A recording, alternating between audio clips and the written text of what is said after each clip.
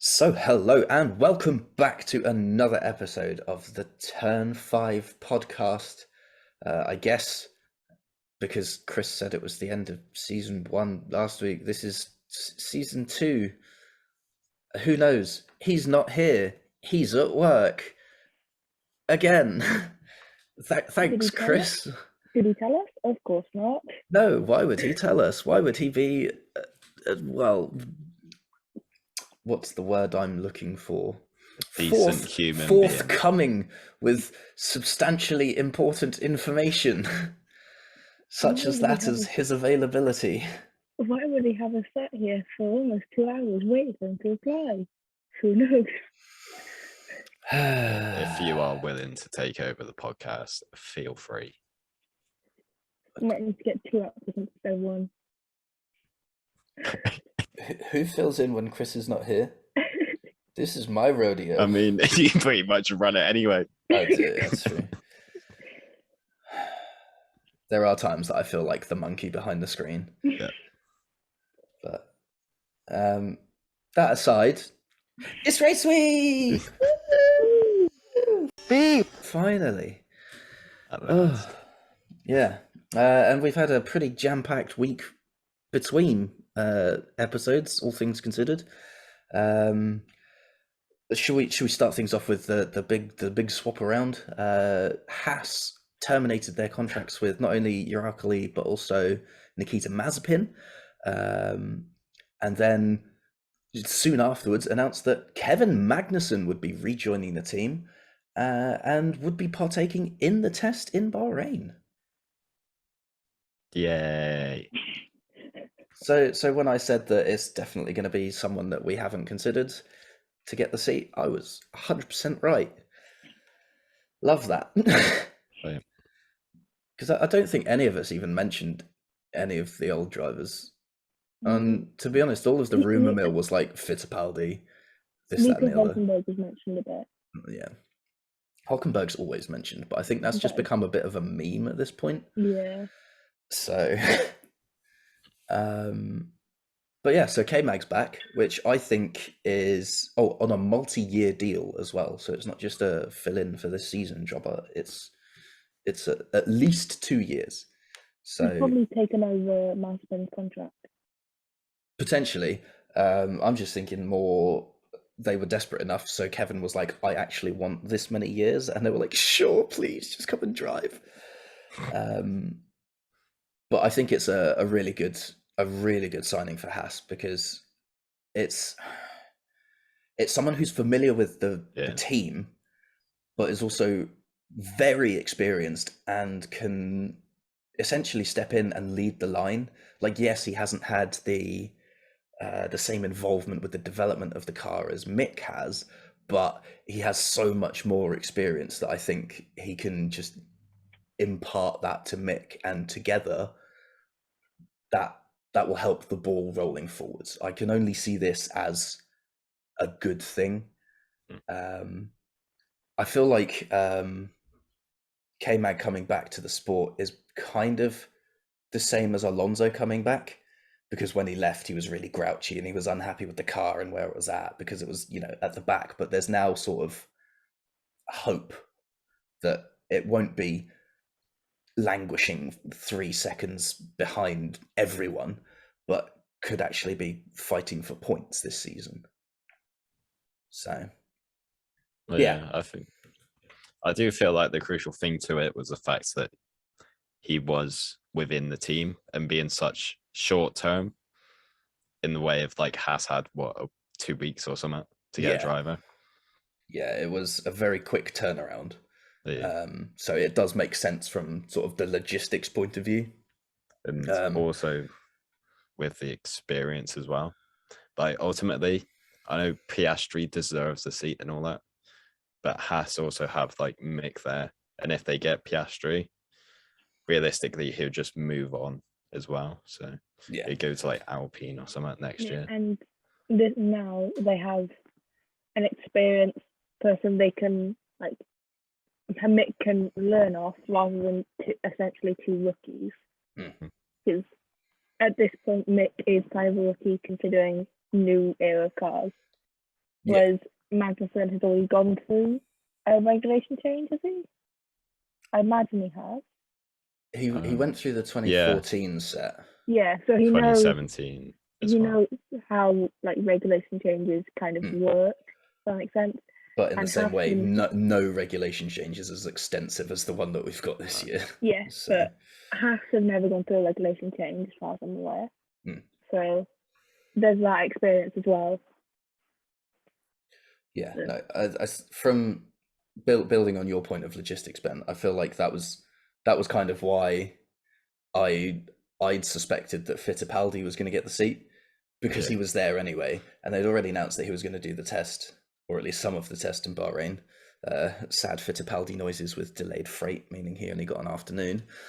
But yeah, no, that was kind of my thinking with like it's such short notice to get someone from anywhere and get them in the car. Like McLaren are having a similar sort of issue on the will he, won't he, with Daniel Ricciardo being currently ill with COVID. Speaking of, Alpine have said that McLaren can use Oscar Piastri as a reserve driver. Yeah. Most likely this weekend if Daniel isn't better by the race. So I imagine that's their first call. But that's the thing, because McLaren have an agreement with Mercedes to use Mercedes reserve drivers. Yeah. So this whole Oscar Piastri being available situation has only come about because Stoffel and Nick are both otherwise occupied with other races this weekend. So yeah, it's a who's available at short notice, who doesn't have prior commitments, and Haas being able to get K-Mag is a really good scoop for me. That was like the big talking point going into testing, and then testing started, and the big turning point swapped from one end of the paddock to the other, because I called it. Mercedes turned up with an entirely new car. Without side pods. The side podless, the no pods, the zero pods, whatever you want to call it. It's weird. It just merges with the barge board. Yeah. And then instead they've got like a massive wing for where the wing mirror goes, and it's like, is that strictly allowed? So I feel like that's Horner thinks not. Well, he's not the only one though, that's the thing. So as much as it's like, oh, Christian, he's just one of the ones that happens to be vocal about it. There have been rumblings from multiple other teams across the paddock that have been like, I thought we weren't allowed to, design in that area, because that's the thing about the new regulations, that it's really restrictive on where you can place elements. And it seems to be the consensus from most other people that wasn't one of them. But then again, there's a bit of debate over whether the whole side podless thing is even legal in the first place. Because when I saw it for the first time, my first thought was that I thought the side pod inlet had a mandated width, a mandated minimum width. You could do whatever with the shape that you wanted, but it had to be so wide. And that was what I was kind of umming and ahhing over. I don't know the ins and outs of the regulations exactly, and God, I'm not trying to read that, because bloody hell, it's like 100 pages. Get the book out. If you want any bedtime reading, that will send you off. And that's from someone that loves motorsport, so but yeah, so there's a whole load of debate going on over most people's cars, to be honest. So yeah, it's an interesting one, but it's always going to be the way when regulations change, teams will question the legality of things. What I found funny though was there was where did I put it? There was a news article from an interview with Toto Wolff.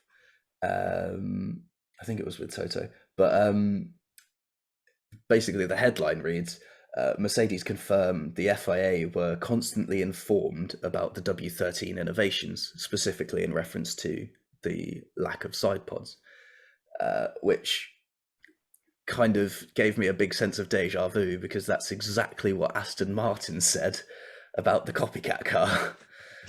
So, and we know how that one turned out. Points deduction inbound. So, yeah, that'd be an interesting one. I don't think it'd be a points deduction at this stage, maybe. No. I think it might just be you've got to redesign this, and then suddenly they're back at their Barcelona spec car. Yeah, still I expect Mercedes to be able to still run the car they have now for a couple races at least. Yeah. Because it'll still probably go on and on and on and on and on. Yeah, well, I mean, the teams might not even bother challenging it if what Lewis is saying is true, because he says that they won't be fighting for race wins at the start of the season. It could be like another double diffuser moment where every team just hops on board to it. Well, exactly, yeah. The season. That's the thing.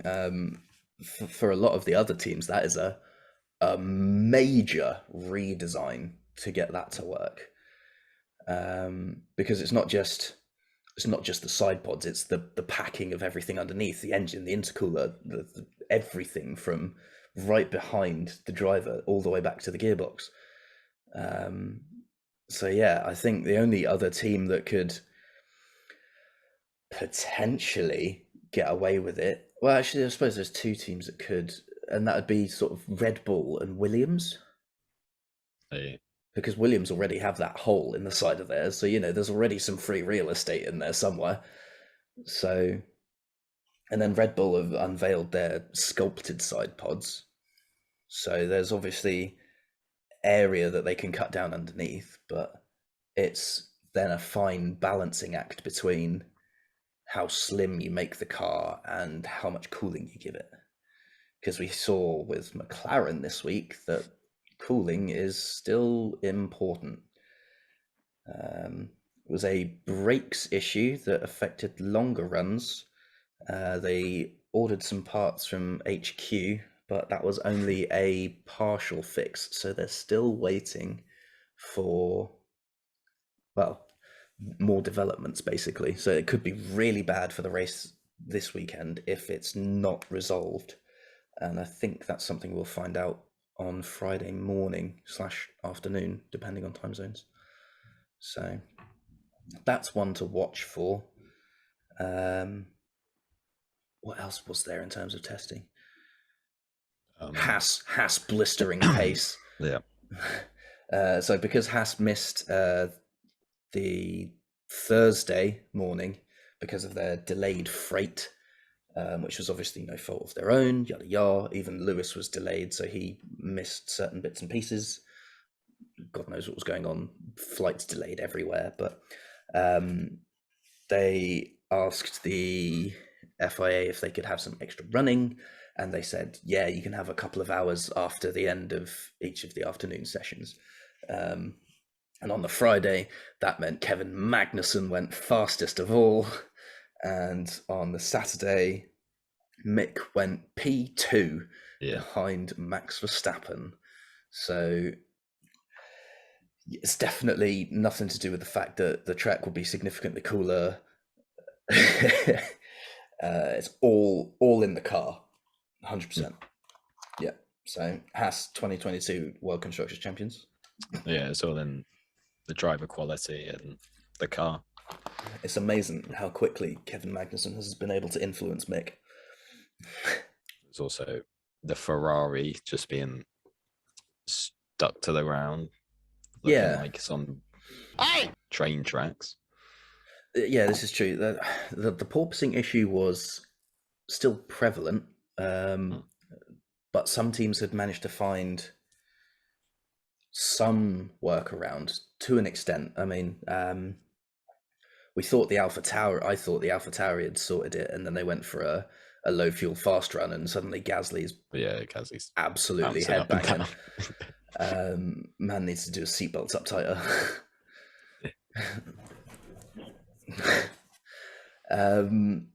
But even the Mercedes really struggled with it. So Yeah, that's going to be another interesting one. Is when push comes to shove and when all the fuel gets taken out, who is actually going to be able to utilize the cars to the best of their ability, and who's instead going to have a headache? Yeah, but it'd be a massive issue anyway, just because if you're bouncing up and down trying to see where to brake, well, yeah, it's just like in trying terms to of brake, you're just bouncing. in terms of a safety point, yeah, but at the same time, the drivers have done so many laps around this track that I feel like you kind of just know where the braking area is. But I'm feeling more of a reliability standpoint. Everyone goes on about how one tap of the gearbox and you can completely destroy it. Well, if you're slamming the rear end of the car down, not your cheeks, I know that sounded bad, but if your rear end of the car is slamming on the floor, you're not only damaging the floor and the diffuser, but you're putting load through the rear axle, and if that goes at the wrong point, you could end up with a gearbox issue. That's the other thing, is the teams were worried about the curbs. Yeah, we haven't with that happening. But that's the thing, because we've got the new tires have a much thinner profile, which means there's a lot less give, and the suspension is therefore sprung a lot stiffer, so they're just avoiding the curbs anyway. So we saw it in the last chicane in Barcelona. They just completely steered clear of them. Nobody touched it. Because if you did, you would take off. Yeah, so I don't know. I feel that's more tires and suspension related than porpoising, but I still feel like if you're bouncing along, you're not going to want to go too close to the curbs. No, because that's going to make things extra fun. Okay, so who, in your guys' opinion, had the best test overall as a team? I'd say Ferrari probably had the best. That's what it looks like anyway. Yeah, for me, it's between Ferrari and Red Bull. Ferrari have shown great reliability throughout all the sessions. Red Bull have had a couple of issues, but nothing terrible. Perez backing it into the gravel trap in the last 8 minutes of the first day was less than ideal, but that was just a minor miscalculation on his part, so no real damage done. But I think in terms of the worst, it's got to be McLaren, just because of the amount of limited running they did. Yeah, and the fact that one driver it was only Lando. Yeah. So not ideal. But then again, Williams had a bit of a big issue. They lost a lot of running because they had a rear brake fire. Yeah. And from what I could tell of the videos that came out of it, it looked like that fire melted the rear suspension. And that's why the tyre let go. So the Latifi blow up as well. Yeah, that's the same thing. You know, the tyre just got too hot and it just went, yeah, no, I've had enough. So, but no, I just find it interesting that it was actually just because you see brake fires all the time and you think, oh, that's, it's just going to melt through the tyre. But no, it was the suspension arm that melted first and then the tyre went pop. So, but fair play to Latifi for whacking out that fire extinguisher as quick as he did. So, probably saved a fair amount of the car from extra damage. So, I guess with that's testing done, which leads us to our post-testing predictions update. Nia. Right. I can't remember what has changed. I'm just going to go through it all. Okay. It's mainly towards the last couple of drivers. Okay, are we going bottom to top or top to bottom? The bottom top. Okay. So we got Joe, Latifi, Schumacher, Albon, Magnussen, Bottas, Tsunoda, Stroll, Alonso, Gasly, Vettel, Ocon, Leclerc, Ricciardo, Sainz, Norris, Russell, Perez, Verstappen, Hamilton. Okay, go from Leclerc up and slower. Leclerc, Ricciardo, Sainz, Norris, Russell, Perez, Verstappen, Hamilton. Okay, same as before. Yeah, from Ocon it was the same. Was it? I had Ocon and Vettel the other way around last time. Yeah, I know. Okay, cool, fine. Teams. I'll go bottom to top again. Alfa Romeo, Haas, AlphaTauri, Williams, Aston Martin, Alpine, Ferrari, McLaren, Red Bull, Mercedes. Okay. So you have swapped about Alpine and Aston Martin, and Haas and Alfa Romeo at the bottom. Ben, do you want to do yours? Yeah, but I'll start with teams. Okay. I'll start with the teams. In 10th place, I have Alfa Romeo. In 9th, jumping on the Haas train is Haas. And then 8th, Williams. 7th, Alpine. 6th, Aston Martin. 5th, AlphaTauri. 4th, McLaren. 3rd, Ferrari. 2nd, Mercedes. And 1st, Red Bull. God, Red Bull going from 4th to 1st. That's a jump. Yep.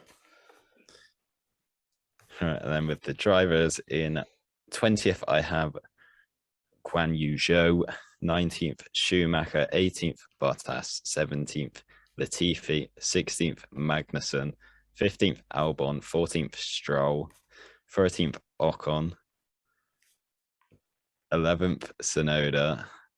12th, Tsunoda, sorry. I can't count.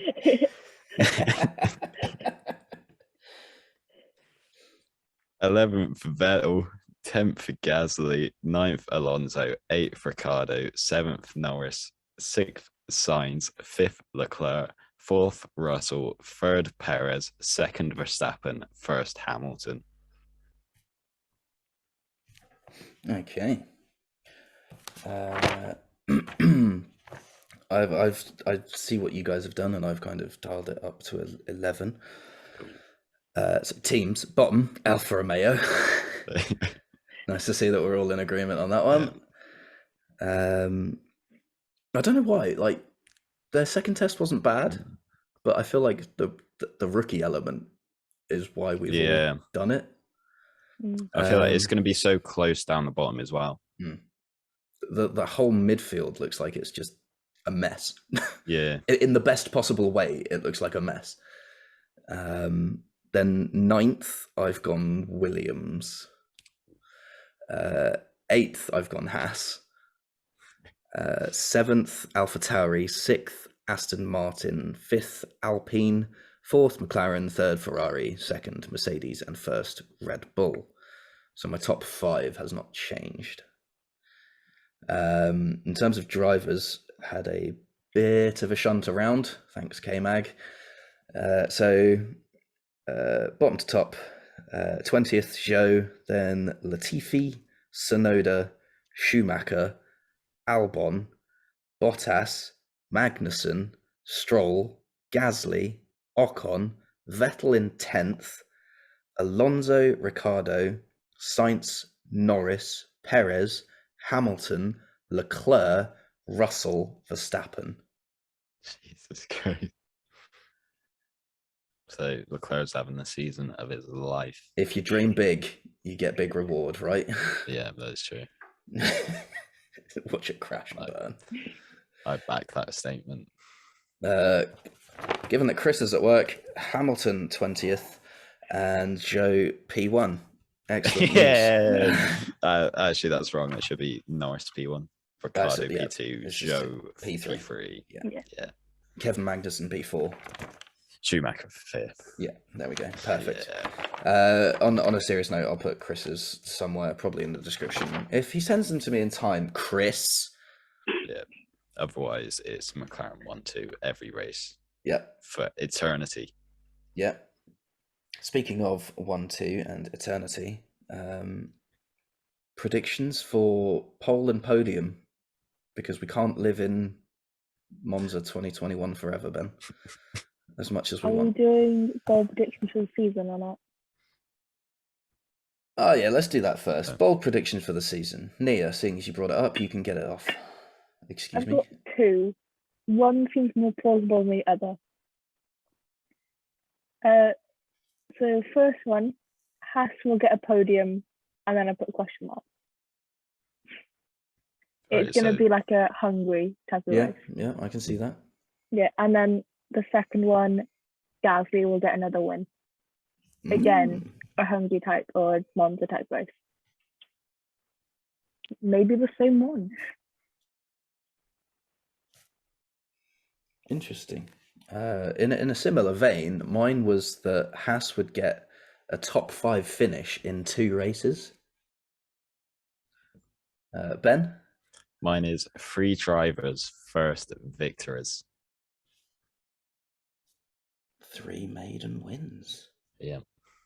So I mean, you could do Russell and you could do Russell and Sainz because they're Russell, Sainz, Norris. Oh, yeah. What was I thinking? You want to name all 3 for some no. Bonus points? Yeah, how many are we talking? 1 each, but if you get all 3, I'll give you 5. No, I'm not taking that risk. It's bonus points. There's nothing to lose here. Yeah, but I could lose a prediction. You know, say if Stroll gets his maiden win, you know, and then Sainz doesn't get a win, then I'm mudded, aren't I? So, well, no, because if you've still predicted Russell as your 3rd person, then you still get a bonus point. Yeah, I'll take the offer then. I'll do Russell, Sainz, and Norris. Sainz and Norris. And I'll allow it if it's more than 3 maiden wins. Okay. So if Stroll does get his maiden win, and everyone else still gets their maiden wins, it'll be all right.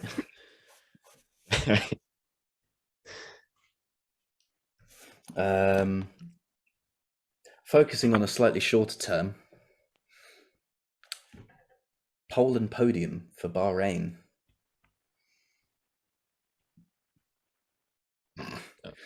Nia retrieves the whiteboard. Ben, kick us off. I got them written down. On pole, it's the current reigning champion, Max Verstappen. Nia? I'll go Verstappen pole as well. I have gone Verstappen pole, and so has Sonia. So boring. God, when will this Red Bull dominance end? Yeah. Ben, podium. On the podium, I have Verstappen, Hamilton, Leclerc. Nia? Hopefully our new Old Faithful, Hamza Russ, since Bottas can't be in the trio anymore. Wait, if he's up there, something epic has happened. Yeah. And our season predictions for the constructors are already out the window. Yeah. I have gone for Verstappen, Leclerc, Sainz. Waiting for my McLaren fan membership to be revoked. It's a Ferrari. Tifosi membership in the post. And Sonia has gone for Verstappen, Sainz, Hamilton. And again, Chris's will be somewhere. Chris's is Norris, Ricciardo, Magnussen. Yeah. With a Guan Yu Zhou pole position. Sadly, Zhou breaks down on the second lap. Bold predictions for the race. What have we got, folks? Am I going? Yeah, sure. Okay, I've got 4 DNFs. Nia? Half score points. I feel like that's going to be like the Williams score points of this year. Haas score points.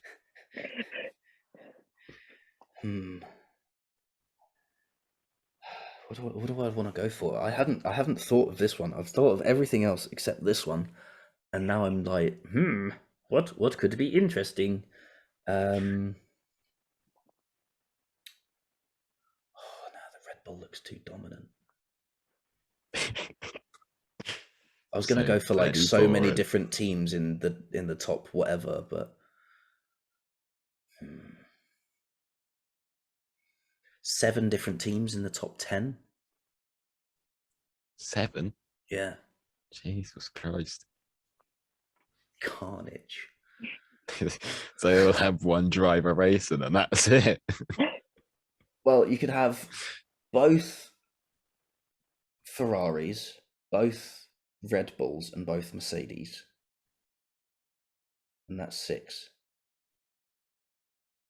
drivers, and that leaves 4 positions left. So that just leaves a McLaren, an Alfa Tauri, an Aston Martin, and an Alpine. Let's see where you've gone with that. It's doable. So I'm going for it. 7 teams, top 10. If it's 8 or more, we do not take that point. Watch there be a last lap overtake from Fernando Alonso to ruin me again. The Seb Vettel the first year just punts out Ocon and burns the prediction. Extra overtake. And our recently renamed segment, the oh no, Lapo Bingo, because Mazepin's gone, and we really need a new name for this segment. So, and we just call it Bingo.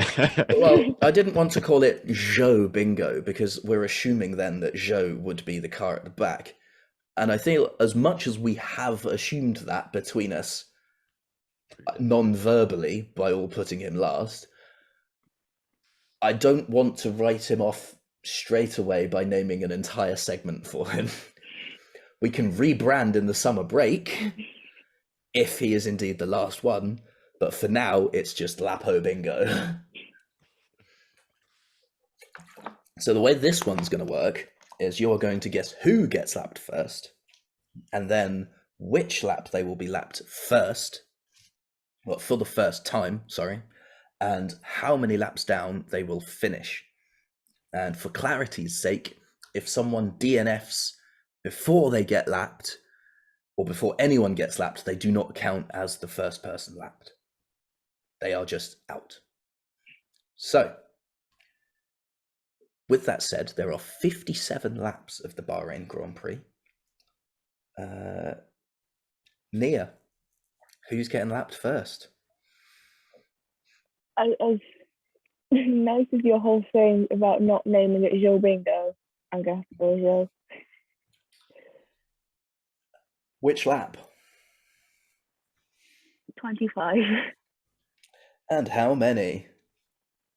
But no, it's not as bad. Let's go with 2. Ben? Just change it up a little bit. I'll say a Latifi. Yeah, how many? When? Lap 28. 28. And how many down? They will be 2 laps down. 2 laps down. Oh, I've said Guan Yu Zhou. I'm going to say 57 laps, half race distance, pit stops. We'll go 23 and 1 lap down, but it's going to be close. He's going to be like the next car up the road sort of thing. And again, Chris. Chris says Verstappen lap first. Lap 2. Lap 2, yeah. 8 laps down. Perfect. Wonderful. It has just come to my attention that I have a Facebook message. This could be Chris.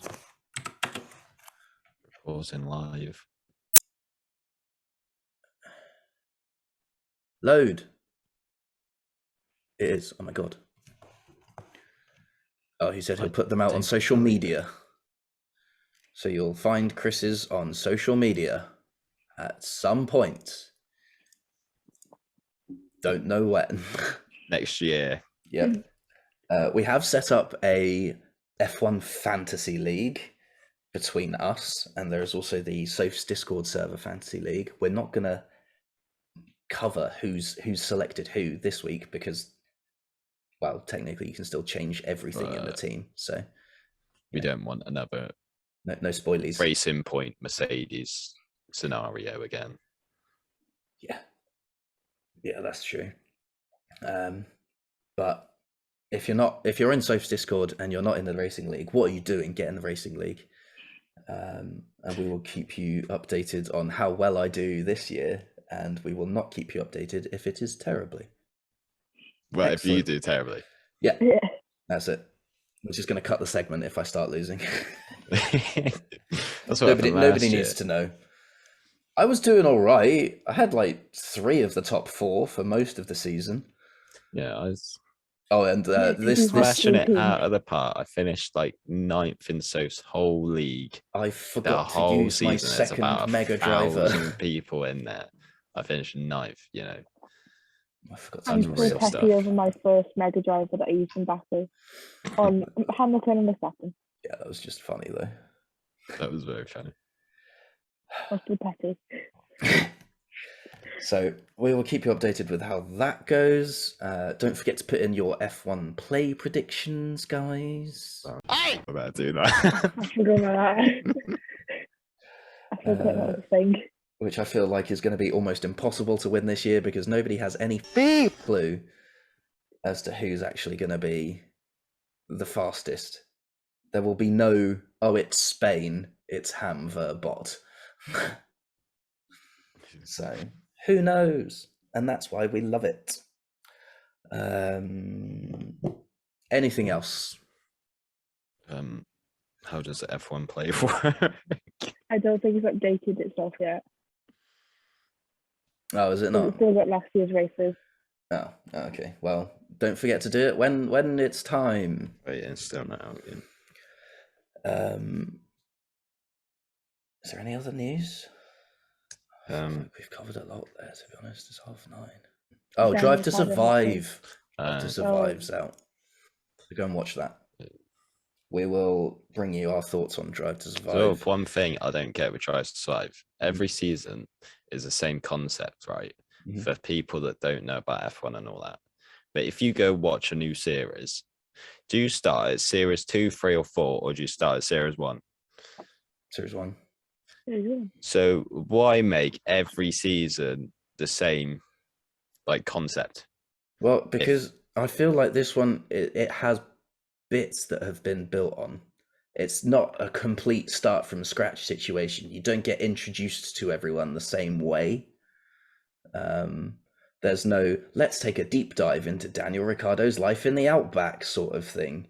It's we already know who Danny Rick is. Why is it going so for him at McLaren? Sort of deal. So swings around. Because Lando's given him no sympathy whatsoever. Disgusting. Absolutely outrageous. Rate it. But yeah, so Drive to Survive's out. We'll bring you our review of that on the first non-race weekend, which is in if Chris has watched it, and if he turns up. True, also true. Yeah, and if we can remember it at that point.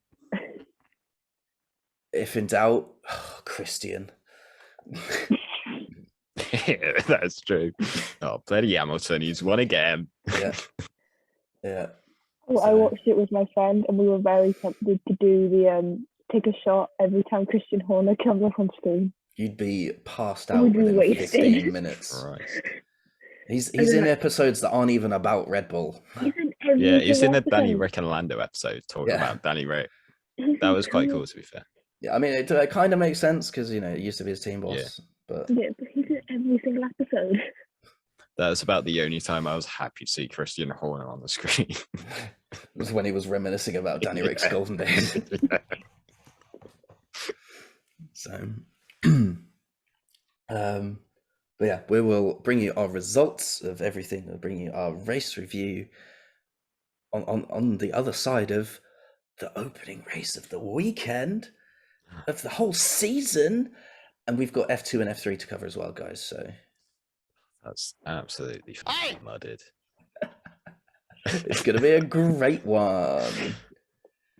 But with that said, we'll see you at the same time next week. Thank you for listening/watching, and goodbye.